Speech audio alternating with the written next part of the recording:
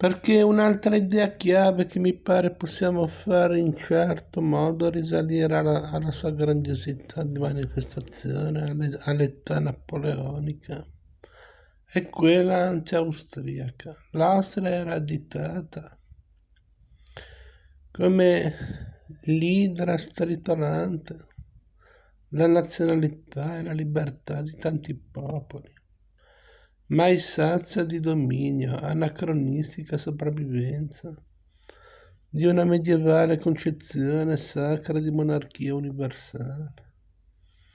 E per debellarla Napoleone trascinò la sua armata imperiale in una galoppata infernale per tutta l'Europa. Chi vi partecipava ha lasciato nelle lettere espressioni che saranno il motivo conduttore del nostro risorgimento.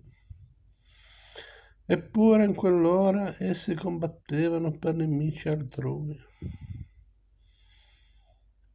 È un'indagine psicologica, questa del formarsi, o se vogliamo essere rigorosi,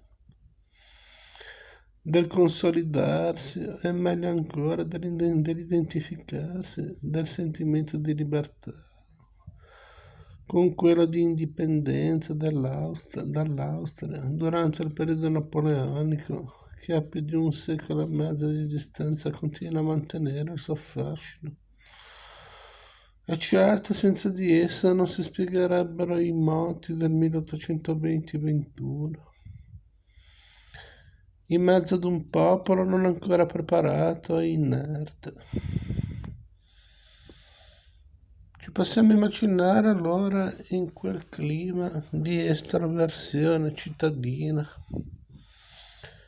che l'occupazione francese aveva determinato.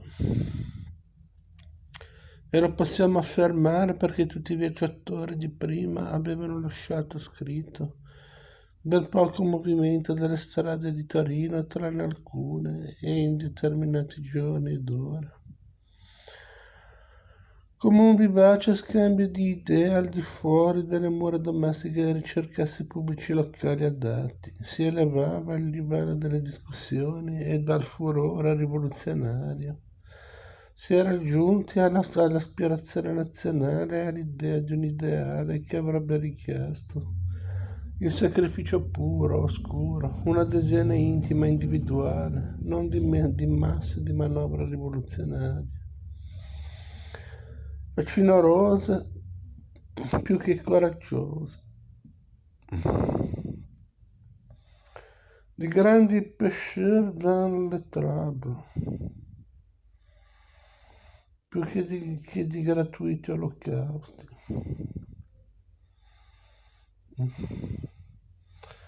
Chiunque suggestionabile da una teoria rivoluzionaria capita bene o male. Pochi sono in grado di voler tradurre un ideale per il quale occorre una sensibilità preparata, in realtà sofferta. Per questo la nostra attenzione si sposta ora su determinati caffè, dove un determinato ceto poteva discutere, le cui idee, anche se originariamente rivoluzionarie e impulsive, erano divenute convinzioni meditate. Inoltre i piemontesi, in pochi anni, avevano acquistato molteplici esperienze. Alcuni anzi affermano che nel 1813 fossero più preparati all'unità che nel 48 ed erano in grado i migliori di fare dei bilanci, di stabilire comparazioni, raffronti, non astratti ma concreti, non incorporabili ma su loro stessi, sul loro paese. Al caffè allora si faceva andare per un'esperienza umana più diretta, immediata, varia, per uno scambio di idee di affini o per un confronto. Tutte le clientele di caffè si formano automaticamente e le aggregazioni istintivamente. I caffè avevano molto migliorato il loro aspetto esteriore. Il Bedotti si era ormai trasformato in una propaggine del tribunale, della curia al massimo. al colosso andavano abboccati con i propri clienti.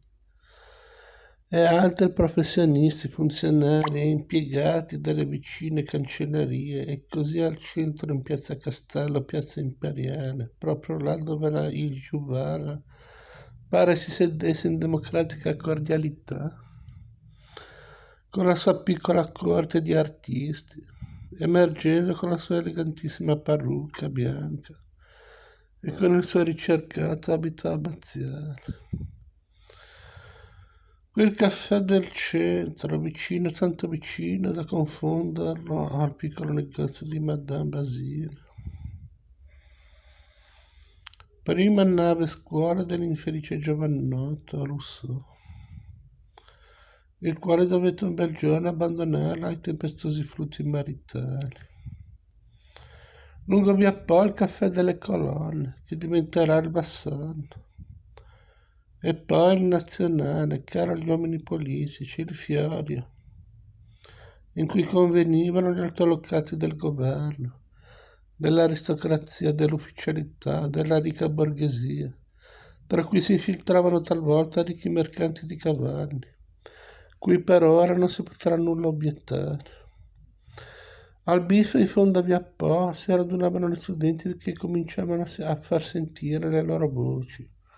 Anche tra loro c'erano già divergenze circa l'interpretazione nazionale o no della parola libertà fatta rintronare da Napoleone,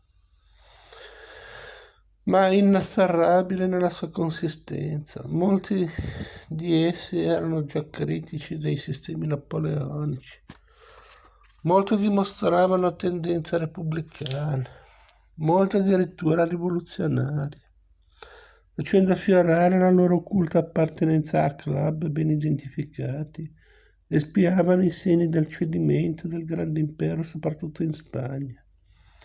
Quella Spagna che era allora molto ammirata per la sua guerriglia senza quartiere contro Giuseppe Napoleone.